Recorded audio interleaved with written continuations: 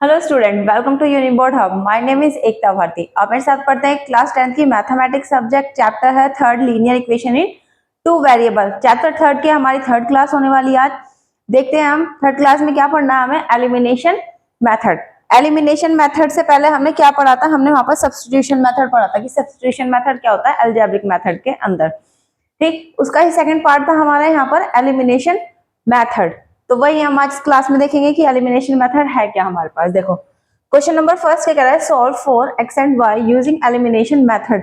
कि हमारे पास दो इक्वेशन साइमल्टेनियस गिवन है, इनको क्या करना है, हमें एलिमिनेशन मेथड से सॉल्व करना और एक्स और वाई की वैल्यू फाइंड करनी है। ठीक है, सेम हम अब इसे किस तरीके से करेंगे तो देखते हैं। देखो एलिमिनेशन मेथड में क्या होता है कि हमें किसी भी एक वेरिएबल को क्या करना पड़ेगा, हमें किसी भी एक वेरिएबल को अननोन मतलब सॉरी किसी भी एक वेरिएबल को हमें क्या करना पड़ेगा, एलिमिनेट करना पड़ेगा। ठीक है, फिर वो इक्वेशन किस में बनेगी, दूसरे वेरिएबल में बन जाएगी। ठीक, एक ही वेरिएबल में बनेगी और एक ही वेरिएबल की इक्वेशन को हम सॉल्व कर सकते हैं। किस तरीके से हम से सॉल्व करते हैं। अब एलिमिनेशन किस तरीके से करेंगे, जो भी वेरिएबल है उसके कोफिशिएंट को हमें क्या करना पड़ेगा, सेम करना पड़ेगा। मेथड नहीं लिख पा रही हूँ, डायरेक्ट क्वेश्चन से बता रही हूँ। देखो इक्वेशन फर्स्ट है tan x plus 3y is equal to 75। इस इक्वेशन को हमने फर्स्ट माना। सेकंड इक्वेशन है 6x minus 5y plus sorry is equal to 11। ये हमारे पास सेकंड इक्वेशन आ गई। लिखते देखो tan x plus 3y is equal to 75, 6x minus 5y is equal to 11। First equation and then second equation.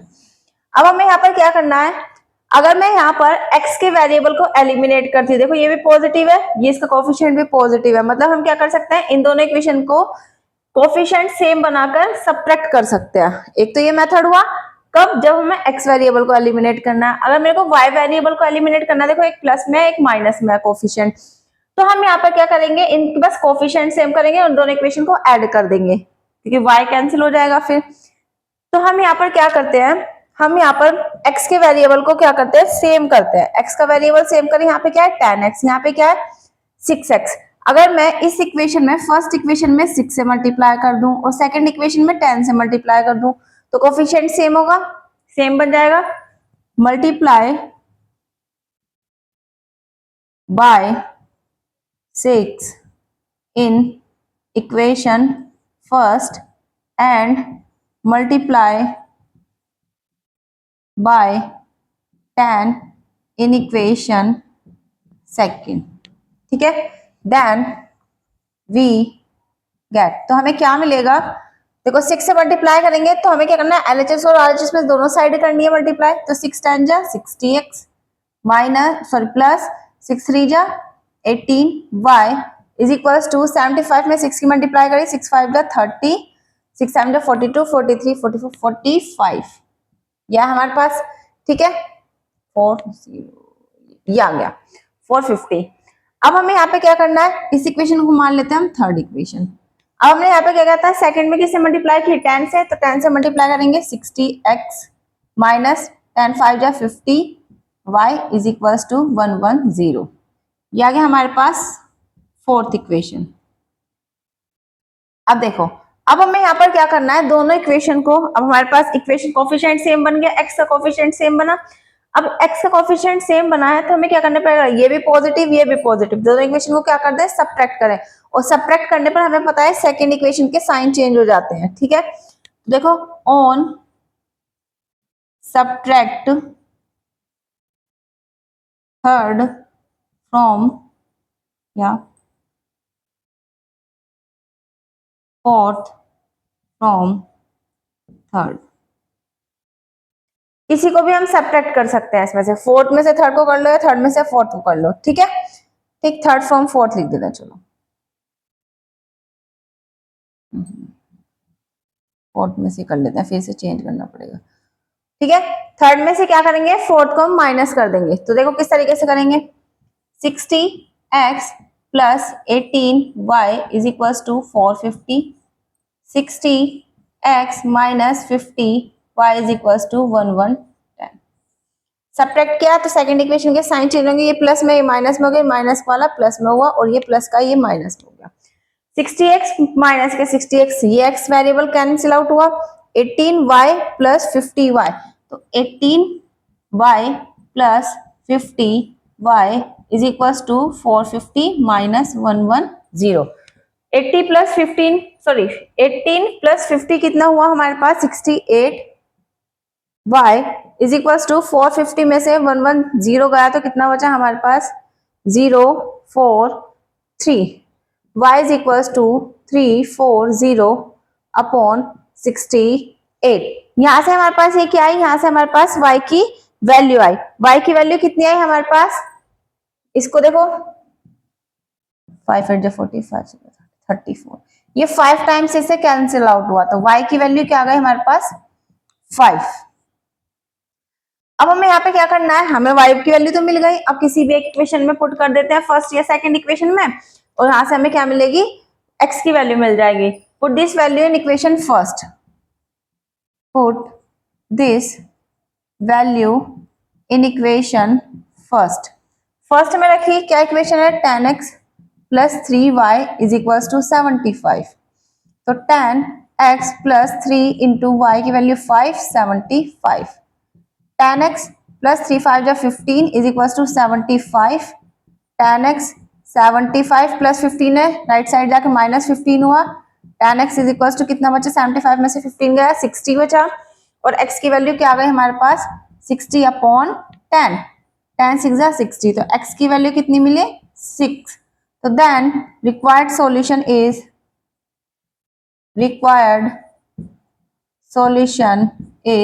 x is equals to 6 and y is equals to 5। ये हमारा इसका solution है। आया समझ में। अगर देखो हम यहाँ पर y को एलिमिनेट करते तो हमें क्या करना पड़ता, y को एलिमिनेट करना है, यहाँ पे 3 है यहाँ पे 5 है, बस इन दोनों इक्वेशन को ऐड करना था।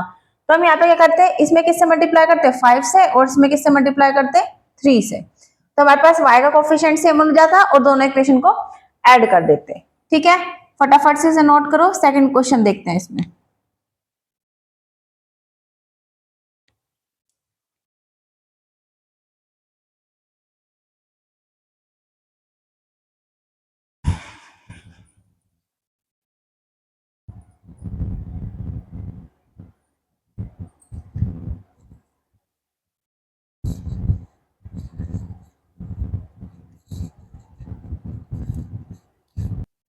देखो सेकंड इक्वेशन है हमारे पास, second question, solve for x and y using elimination method.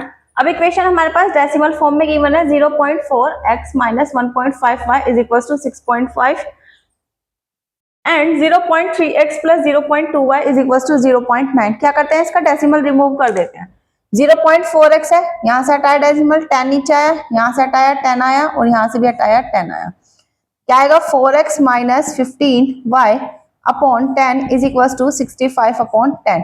10 से 10 कैंसिल आउट हुआ तो इक्वेशन क्या बनी 4x minus 15y is equal to 65।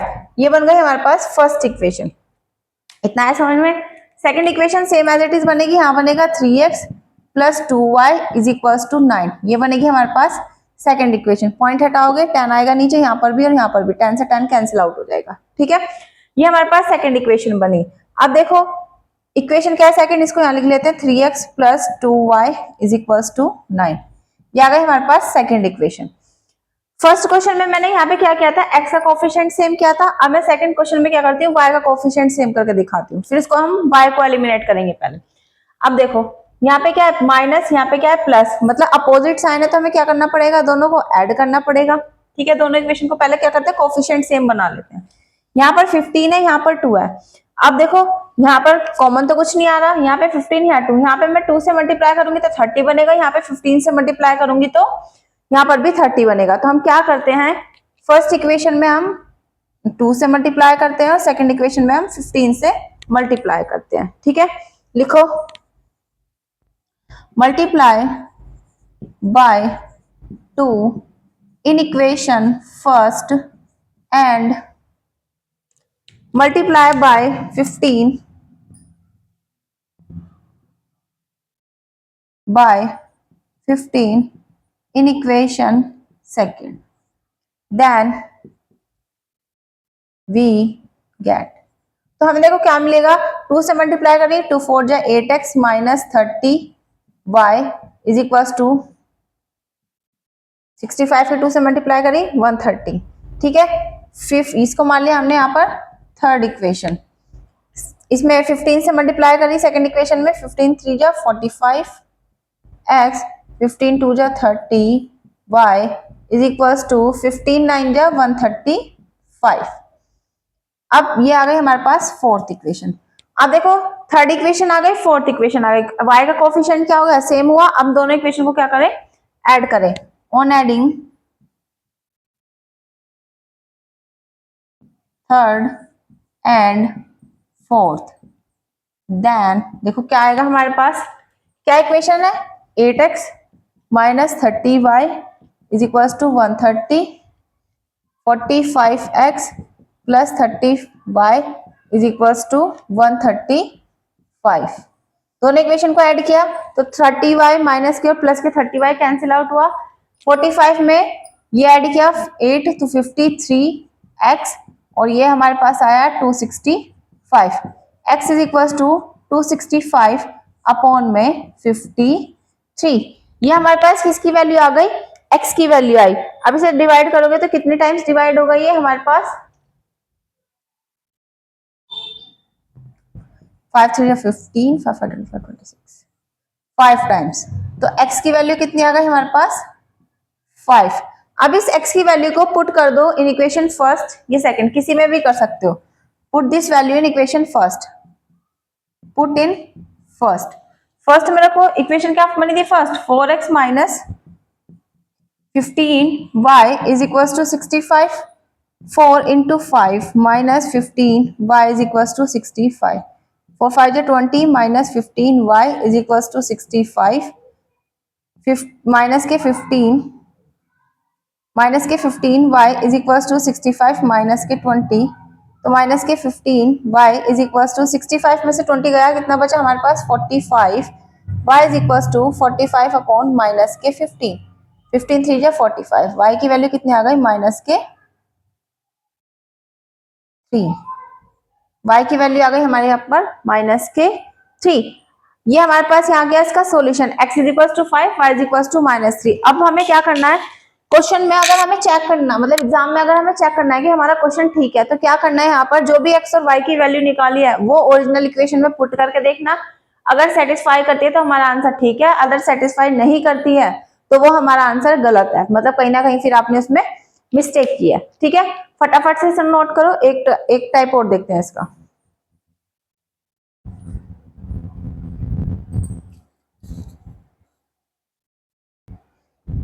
Question number third देखते हैं। क्वेश्चन नंबर थर्ड है क्या हमारे पास, 2x plus 3y is equal to 13, एक इक्वेशन ये है। 5x minus 4y is equal to minus के 2। अब देखो हमने जो अभी तक कोफिशिएंट सॉरी वेरिएबल पढ़े थे वो हमारे न्यूमरेटर में थे, बट यहाँ पर इस क्वेश्चन में क्या है, वेरिएबल जो है वो हमारे डिनोमिनेटर में है। तो अब हमें यहाँ पे क्या करना पड़ेगा, पहले हमें जो वेरिएबल है, ये जो डिनोमिनेटर में वेरिएबल है इसको न्यूमरेटर में लेकर आना है। तो अब किस तरीके से लेकर आएंगे, इक्वेशन देखो 1/x है, यहाँ पे 1/y है, same as it is second equation में 1/x 1/y। हम यहाँ पे क्या करते हैं, 1/x को u लेट कर लेते हैं और 1/y को हम v लेट कर लेते हैं, फिर बाद में उसको सॉल्व करके ओरिजिनल वैल्यू में पुट, मतलब इक्वेशन में पुट करके फिर कर सकते हैं उसको सॉल्व। देखो यहाँ पर हम लेट करते हैं 1/x को u और 1/y को v, देन इक्वेशन बिकम्स, तो इक्वेशन क्या बनेगी हमारे पास, फर्स्ट इक्वेशन इसको 1/x लिखा 2u हो जाएगी plus 3v is equal to 13, इसको मान लो फर्स्ट इक्वेशन, ठीक है। या इन दोनों को मान लो, इनको मान लेते हैं फर्स्ट, ये आ गए हमारे पास सेकंड, एंड इसमें रखा दूसरी वाली इक्वेशन में 5 1/x है, तो ये आ गया हमारे पास 5u minus 4v is equal to minus के 2, ये आ गई हमारे पास थर्ड इक्वेशन, ठीक। इतना है समझ में। अब हम यहाँ क्या करते हैं, इन दोनों इक्वेशन को सॉल्व करते हैं। इन दोनों इक्वेशन को सॉल्व करेंगे, देखो इक्वेशन क्या है, 2u plus 3v, 5u minus के 4v। अब देखो इक्वेशन है 2u plus 3v is equal to 13 और यहाँ पर ये 5u minus 4v is equal to minus के 2। अगर मैं यहाँ पर u का कोफिशिएंट सेम करूँ, ये 2 है ये 5 है, तो हाँ, और यहाँ पे दोनों पॉजिटिव है तो हमें सब्ट्रैक्ट करना पड़ेगा, ठीक है। किससे मल्टीप्लाई करना पड़ेगा हमें इसमें, इस इक्वेशन में फर्स्ट सॉरी सेकंड में और थर्ड में, अगर मेरे को u का कोफिशिएंट बनाना है तो इसमें 5 से मल्टीप्लाई करेंगे और इसमें इसमें 2 से मल्टीप्लाई करेंगे और इसमें 5 से मल्टीप्लाई करेंगे, अगर हमें u का कोफिशिएंट सेम बनाना है। अगर हमें यहाँ पर v का कोफिशिएंट सेम बनाना है, यहाँ पे 3 है, यहाँ पे 4 है, इसमें 4 से मल्टीप्लाई करेंगे सेकंड इक्वेशन में और थर्ड वाली इक्वेशन में हम 3 से मल्टीप्लाई करेंगे। ठीक, 12 कोफिशिएंट बनाना है क्योंकि। अब देखो, अब हम यहाँ पे क्या करते हैं, इसमें सेकंड इक्वेशन में हम v को एलिमिनेट करते हैं क्योंकि दोनों वहां अपोजिट, तो ऐड करेंगे दोनों इक्वेशन को। हमने यहाँ पे क्या किया, इसमें हमने किससे मल्टीप्लाई करी, 4 से मल्टीप्लाई करी और थर्ड इक्वेशन में हमने 3 से मल्टीप्लाई करी। तो लिखते हैं मल्टीप्लाई, फिर उनको ऐड भी कर देंगे, multiply by 4 in equation second and multiply by 3 in equation third and then both equation adding। देखो, अब हम यहाँ पे क्या कर रहा है, हमने 4 से मल्टीप्लाई करिए तो 4 2 जा 8 u, 4 3 जा 12 v इज इक्वल टू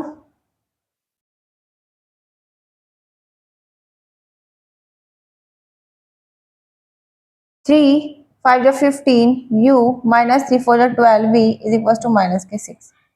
दोनों इक्वेशन को ऐड किया, माइनस 12 से प्लस 12 कैंसिल आउट हुआ, 15 में 8 ऐड किया तो 23 u इज इक्वल टू 15 में से 6 माइनस किया तो कितना बचा, 46 बचा। तो u is equal to 46 upon 23, कितने टाइम्स गया, 2 टाइम्स गया, तो u की वैल्यू कितनी आ गई, यहाँ पर 2 आ गई। अब इस u की वैल्यू को उठाकर कोई सी भी इक्वेशन में रख दो, सेकंड में या थर्ड में।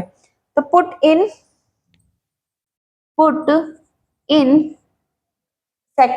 सेकंड में रखा, क्या इक्वेशन है, 2u plus 3v is equal to 13।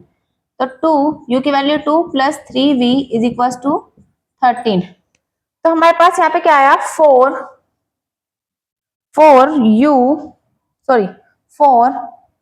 Plus 3v is equal to 13, 3v is equal to 13 upon 4, 13 minus 4, 13 minus 4, 3v is equal to 11, v की वैल्यू कितनी आ गई, 11/3। यहां तक कोई डाउट, v की वैल्यू कितनी है हमारे पास, v की वैल्यू आई है 11/3।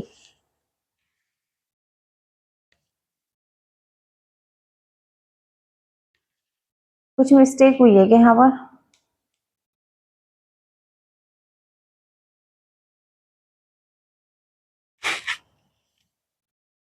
-3,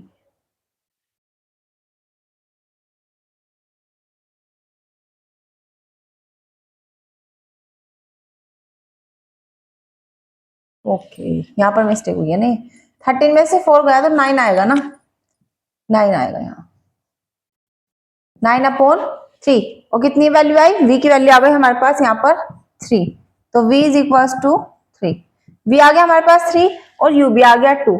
अब हम यहाँ पे क्या करते हैं, जो हमने इक्वेशन लेट की थी उसके अंदर रखा, now put these values in equation first. क्या इक्वेशन थी, 1/x is equal to u और 1/y is equal to v।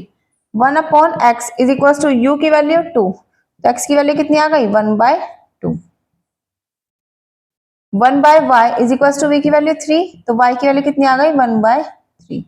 ये हमारे पास आ गया आंसर। ठीक, इसमें हमने सभी टाइप के क्वेश्चन कर लिए हैं, फटाफट से इसे नोट करो, फिर एक टॉपिक और आ गया वो और देखते हैं, इसमें फटाफट से इसे नोट करो।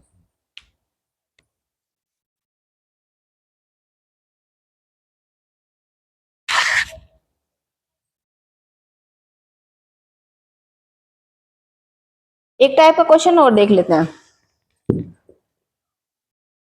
उसमें भी हमने 4 टाइप के कराए थे, इसमें भी एक और रह गया, उसको और देखते हैं, फिर देखते हैं आगे topic.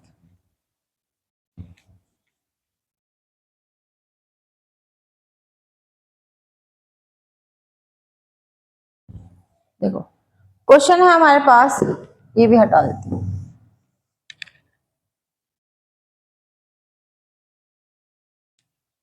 5/x - 1 plus 1/y-2 is equals to 2। दूसरी इक्वेशन है 6/x-1 minus 3y-2 is equals to 1। ये हमारे पास इक्वेशन गिवन है। अब हमें इसमें किस तरीके से करना है, दोनों इक्वेशन गिवन है, क्या गिवन है 5/x-1 plus 1/y-2 is equals to 2, 6/x-1 minus 3y-2 is equals to 1। अब हम यहाँ पे क्या कर, देखो यहाँ पे क्या है 1/x-1, यहाँ पर भी 1/x-1 है, यहाँ पर 1/y-2 है, यहाँ पर भी 1/y-2 है।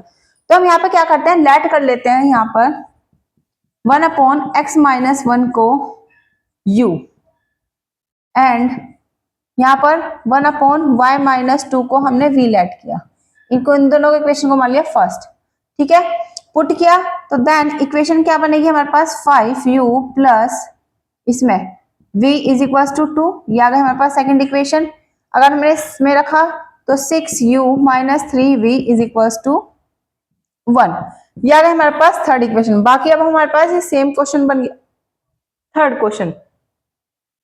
अब देखो यहाँ पर हम क्या करते हैं, यहाँ पे v को एलिमिनेट करते हैं, यहाँ पे -3 है, यहाँ पर +1 है, बस मल्टीप्लाई किसमें करनी पड़ेगी, सेकंड इक्वेशन में 3 से, multiply by third in equation first रखी, सॉरी मल्टीप्लाई की, 3 5 जा 15 u plus 3v is equal to 3 2 जा 6, ये आ गया हमारे पास फोर्थ इक्वेशन। अब हम यहाँ करते हैं थर्ड और फोर्थ को ऐड कर देते हैं, on adding third and fourth.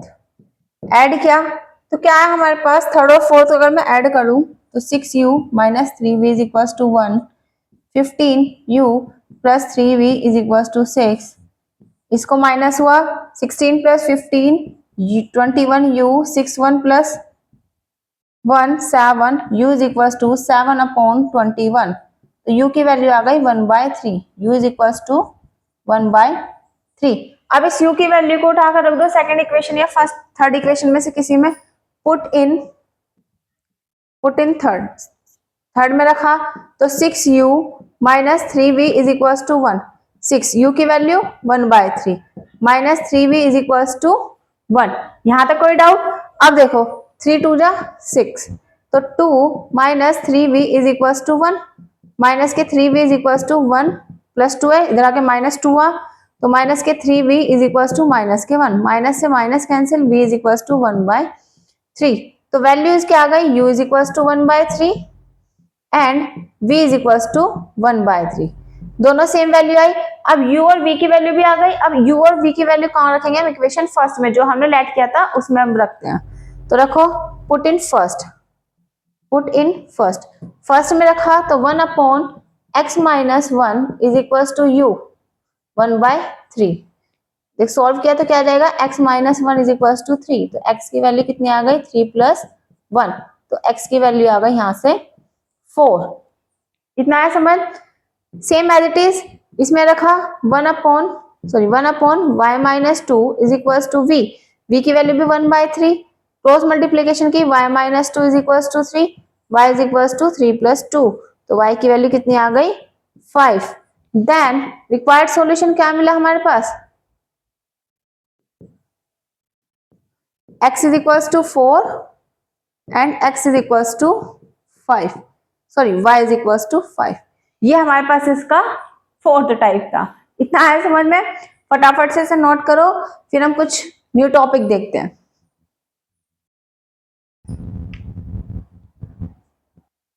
देखो क्या टॉपिक है इसके अंदर हमारे पास, condition for solvability of linear equations. अब हम लीनियर इक्वेशन को किस तरीके से सॉल्व करते हैं, मतलब अभी तक तो हमने क्या पढ़ा, ग्राफिकल मेथड देखा, एलिमिनेशन मेथड देख लिया, सब्स्टिट्यूशन मेथड देख लिया। अब ये न्यू टॉपिक है इसमें, condition for solvability of linear equation. अब हम इसे किस तरीके से सॉल्व करते हैं, अभी तक हमने जो सॉल्यूशन देखा हमारे पास linear pair of linear equations थे, तो उसमें हमने सॉल्यूशन पढ़ा था कंसिस्टेंट और इनकंसिस्टेंट सॉल्यूशन। कंसिस्टेंट सॉल्यूशन के अंदर हमने क्या पढ़ा था, if at least one solution then solution is consistent, कि अगर हमारे पास किसी भी उसमें एक एटलीस्ट कम से कम एक सॉल्यूशन मिलता है या ज्यादा से ज्यादा कितने भी मिल सकते हैं, ठीक है। एटलीस्ट का वर्ड का मतलब एटलीस्ट वर्ड का मीन्स तो यही है ना कि क्या, कि हमारे पास कम से कम एक हो या ज्यादा से ज्यादा, मतलब एक से ज्यादा कितने भी हो। तो हमारे पास अगर हमारे पास एटलीस्ट वन सॉल्यूशन है तो वो कंसिस्टेंट के अंदर आता है, और कंसिस्टेंट के अंदर सॉल्यूशन वन भी हो सकता है और एक से ज्यादा भी। तो यूनिक सॉल्यूशन था और इनफाइनाइट सॉल्यूशन था। तो वो केस किसके लिए था, कंसिस्टेंट के लिए। और इनकंसिस्टेंट के लिए क्या था, जिसमें नो सॉल्यूशन है, वो हमारा inconsistent system of linear equation आता है, ठीक है।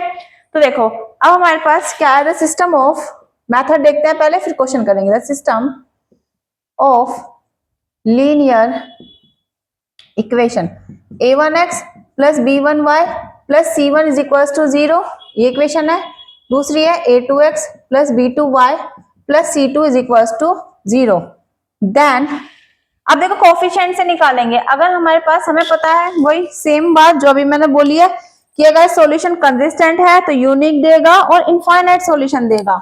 अगर सॉल्यूशन इनकंसिस्टेंट है तो नो सॉल्यूशन होगा। ये था, हमने ये पढ़ा था।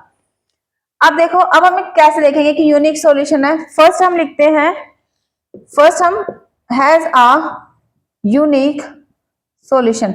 अगर हमारा सॉल्यूशन यूनिक है, कैसे चेक करेंगे कि हमारा सॉल्यूशन यूनिक है, तो उसके लिए हमारे पे क्या देखना है, कोफिशिएंट। देखो x coefficient a1, first equation के लिए बात कर रहे हैं सिर्फ। एक्स का कोफिशिएंट a1, y का कोफिशिएंट b1, c1 हमारा कांस्टेंट है। अगर हमारे पास ये कंडीशन है a1 upon a2 does not equals to b1 upon b2, तो हमारे पास सॉल्यूशन कैसा होगा, यूनिक होगा। इतना है समझ में। If a1 is equals a1 upon a2 does not equals to b1 upon b2 then solution is unique। कुछ नहीं करना, हमारे पास दो इक्वेशन गिवन होगी। अगर क्वेश्चन में कहता है कि हमें चेक करके बताओ कि सॉल्यूशन कैसा है, यूनिक है या कंसिस्टेंट, इनकंसिस्टेंट, कुछ भी दे सकता है, यूनिक, इनफाइनाइट या नो सॉल्यूशन। तो उसके लिए हमें क्या करना है, सिर्फ हमें कोफिशिएंट चेक करना है। कोफिशिएंट लिया, उनका रेशियो निकाला, a1 upon a2 does not equals to b1 upon b2। अगर ये इक्वल नहीं आते हैं तो कैसा सॉल्यूशन देगा, ये यूनिक सॉल्यूशन देगा, ठीक है। सेकंड है if a1 upon a2 equal है b1 अपॉन b2 इक्वल है c1 अपॉन c2। अगर ये तीनों इक्वल हैं तो हमारे पास सॉल्यूशन कैसा आएगा, if a1 upon a2 equal है b1 अपॉन b2 इक्वल है c1 upon c2 then solution infinite. तो हमारे पास सॉल्यूशन कैसा होगा, इनफाइनाइट सॉल्यूशन होगा। इतना है समझ में, ठीक। अगर हमारे पास थर्ड कंडीशन क्या कहलाती है, थर्ड कंडीशन है हमारे पास if a1 upon a2 equal है b1 upon b2 equal so does not equals to c1 upon c2। अगर हमारे पास ये कंडीशन है देन नो सॉल्यूशन, तो हमें एक भी सॉल्यूशन नहीं मिलेगा, ठीक है। तीनों कंडीशन समझ में आ गई। a1 upon a2 does not equals to b1 upon b2, तो unique solution a1 upon a2 equals to b1 upon b2 equals to c1 upon c2। तो infinite solution a1 upon a2 equal b1 upon b2 does not equals to c1 upon c2, तो no solution. और ये दोनों हमें पता है, unique solution और infinite solution किस केस में आते हैं, कंसिस्टेंट सॉल्यूशन के, और नो सॉल्यूशन वाला इनकंसिस्टेंट सॉल्यूशन के।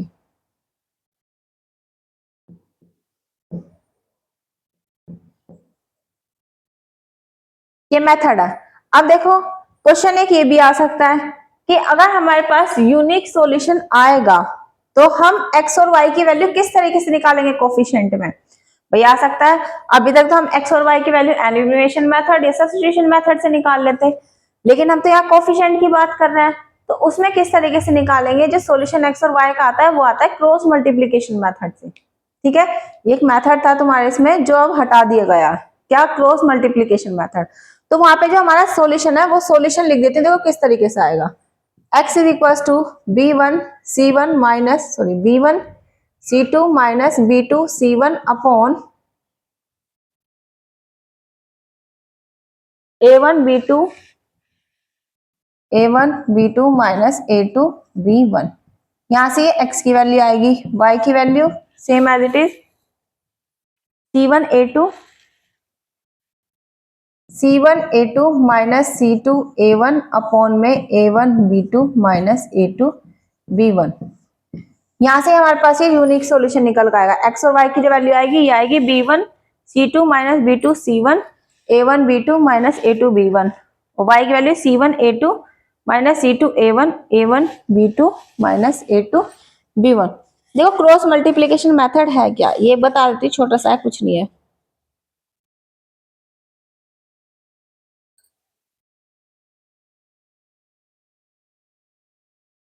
देखो यहाँ पे हमारे पास दो इक्वेशन गिवन है, ये वाली और ये वाली। हम क्या करते हैं, हमारे पास वेरिएबल क्या है, एक्स वाई, और यहाँ पर हम 1 मानकर चलते हैं। ठीक है, एक्स हमारे पास दो इक्वेशन थी हमारे पास, ये a1x plus b1y plus c1 is equal to 0, a2x plus b2y plus c2 is equal to 0। ठीक, ये था हमारे पास। x की वैल्यू निकालनी है तो हमें क्या करना पड़ेगा, x वेरिएबल को हाइड करो, बाकी दोनों के कोफिशिएंट लिख दो, b1 p2 c1 c2 determinant form में, b1 c2 sorry b1 b2 c1 c2। यहां समझ में। अब y है, y ये रहा, y के कोफिशिएंट क्या है, a1 a2 c1 c2। तो यहाँ पे हम y के कोफिशिएंट क्या लिखेंगे, a1 और यहाँ पे हम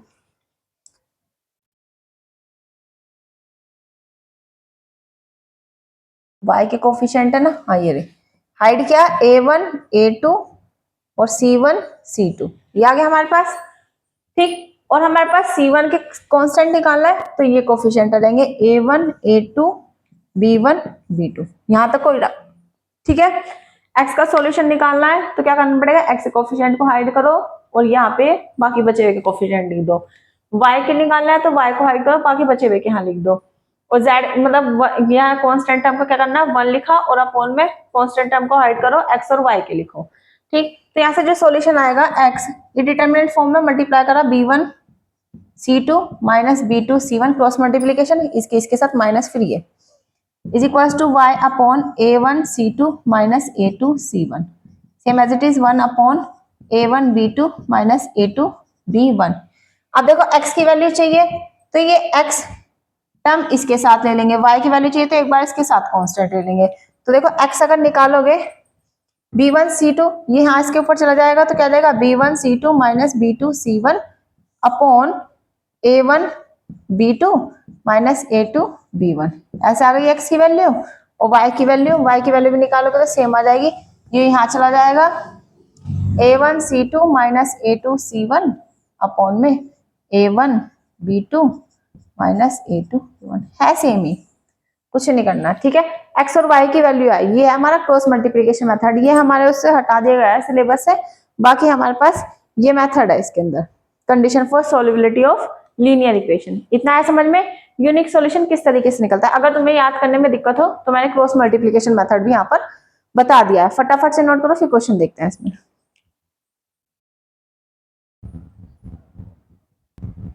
देखो क्वेश्चन है कि हमारे पास solve the system of equation 2x plus 5y is equal to 17 and 5x plus 3y is equal to 14 has a unique solution, find the solution. क्या कह रहा है, हमें सॉल्व करना है, सॉरी सॉल्व नहीं है, शो है, show that the system of equation, जो हमारे पास सिस्टम ऑफ इक्वेशन गिवन है वो कैसी है, यूनिक है। अगर यूनिक सॉल्यूशन है, मतलब यूनिक है, तो हमें क्या करना है, वो सॉल्यूशन फाइंड करना है। तो देखो किस तरीके से करेंगे, हमारे पास अभी हमने पढ़ा, क्या पढ़ा था, हमारे पास two linear of equations given थी, 2x plus 5y is equal to 17। देखो क्या क्या थी, a1x plus b1y plus c1 is equal to 0, दूसरी a2x plus b2y plus c2 is equal to 0, ये दोनों इक्वेशन थी हमारे पास। अब हमें यहाँ किस तरीके से करना है, पहले हमें जो भी गिवन इक्वेशन है उसको इसमें लिखना है। देखो किस तरीके से लिखेंगे, ये लिखा हुआ है 2x प्लस 5y, ये प्लस 17 है, इधर आके माइनस 17 हुआ, इज इक्वल टू 0, ये बन गई।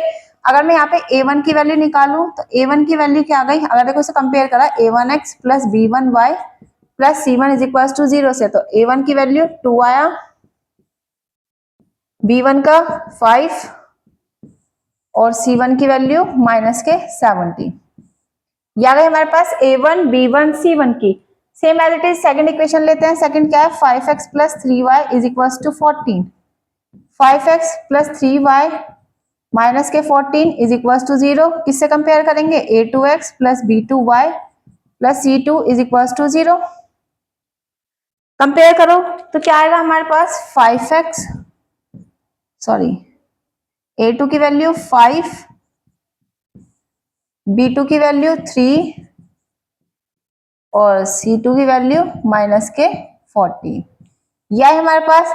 हमें क्या प्रूफ करना है? Unique solution. यूनिक सॉल्यूशन के लिए क्या कंडीशन थी? a1 upon a2 does not equals to b1 upon b2। ये कंडीशन थी यूनिक सॉल्यूशन के लिए।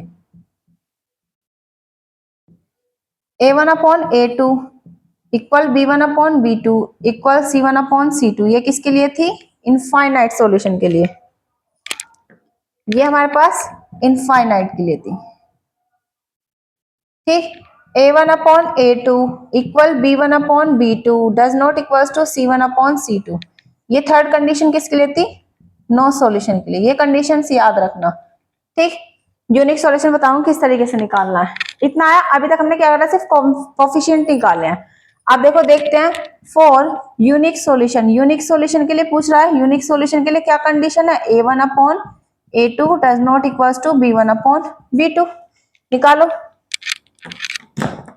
a1 upon a2 does not, a1 की वैल्यू कितनी है? 2 और a2 की वैल्यू 5 इक्वल है b1 5 b2 3। क्या दोनों इक्वल है? नहीं। तो हमारे पास सॉल्यूशन कैसा हुआ? देन, भाई इक्वल नहीं आ रही है तो देन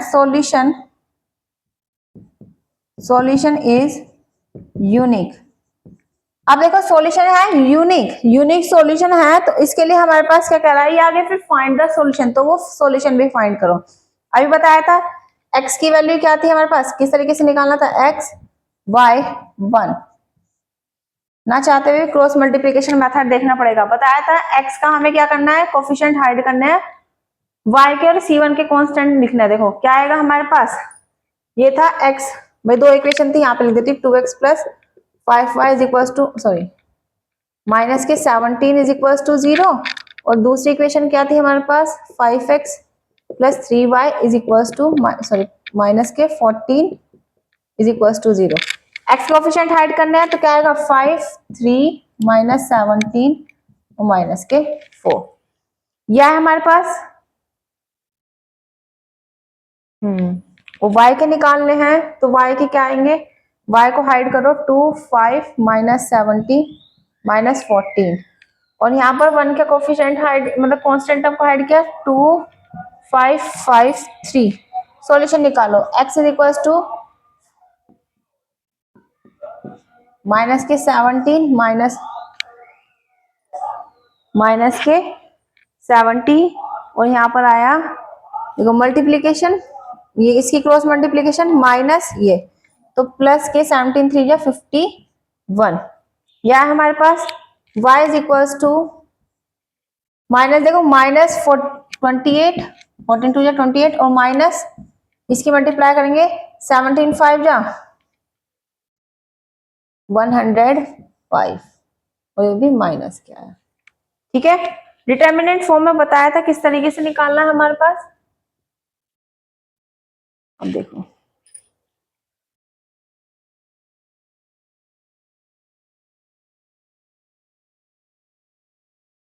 और हमारे पास यहाँ पर 2 जा 6 माइनस 5 3 जा 15, यह है हमारे पास।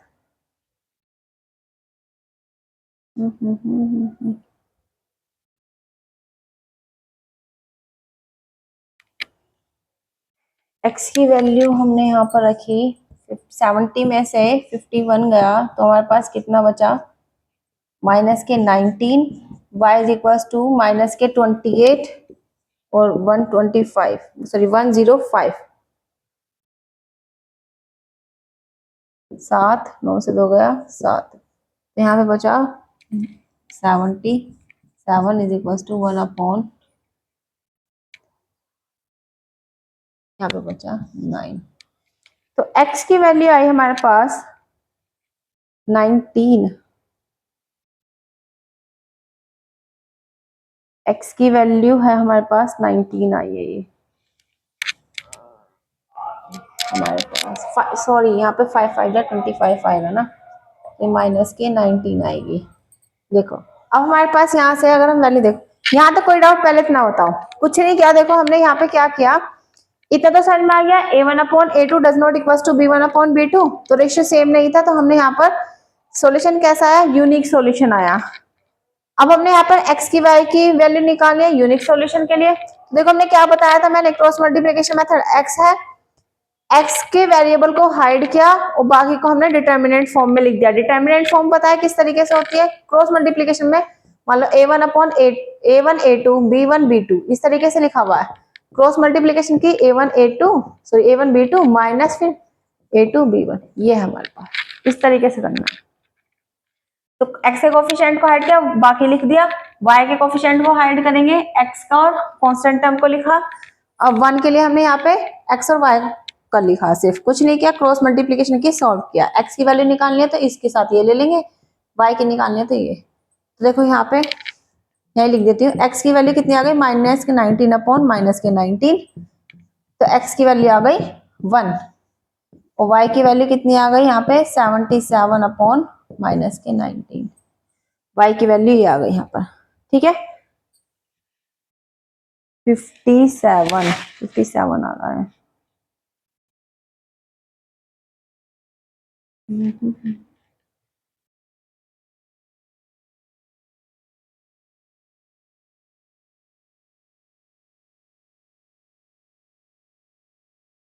y का सॉल्यूशन, y क्या था हमारे पास 2 माइनस 17 5 माइनस 14,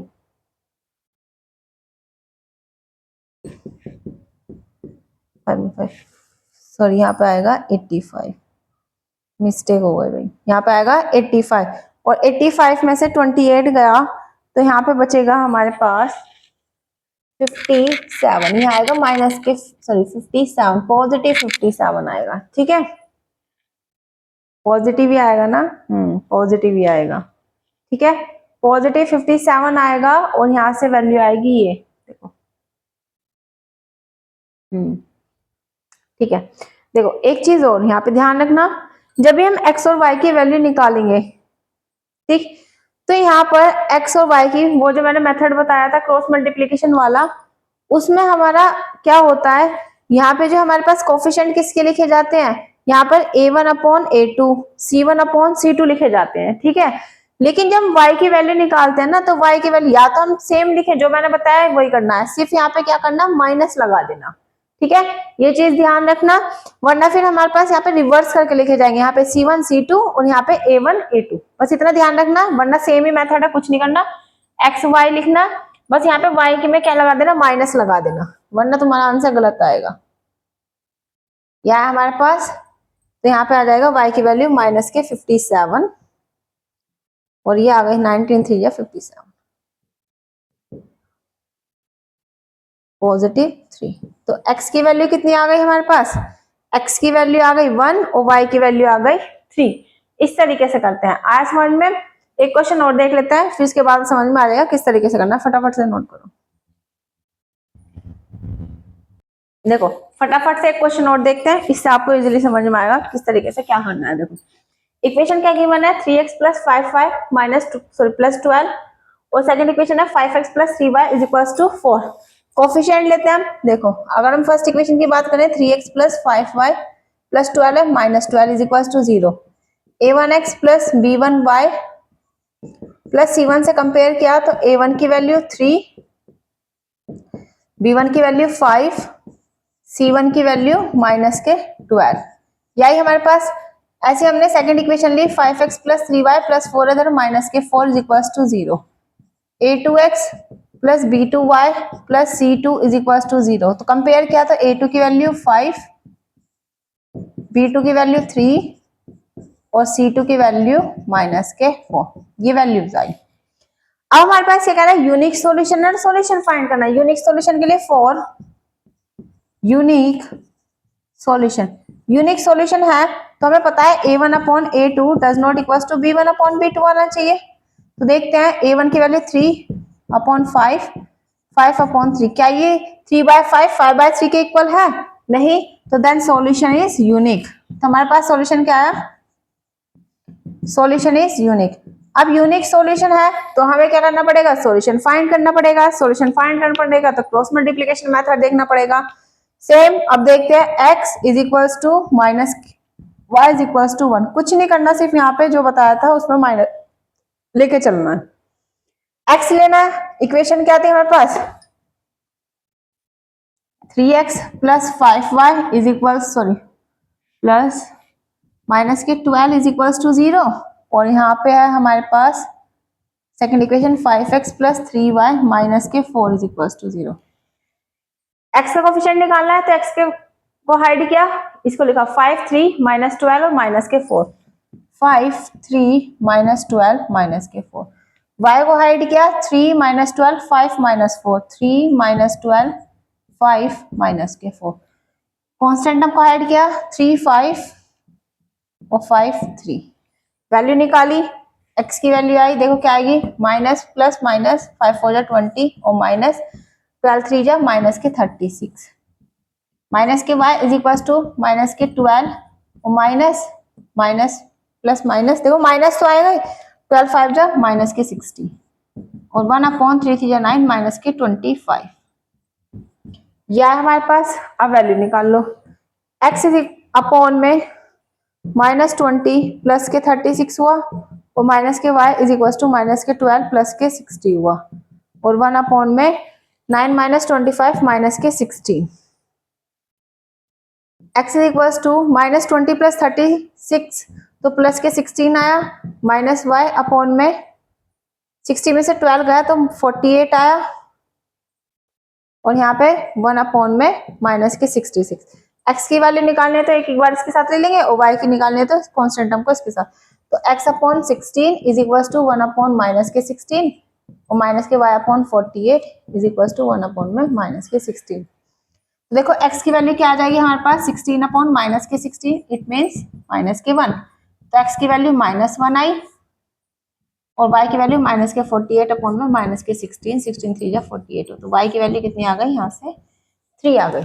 आया इतना समझ में? फटाफट से नोट करो, एक क्वेश्चन और करते हैं फिर इस क्लास को हम यहीं पर फिनिश करते हैं, ठीक।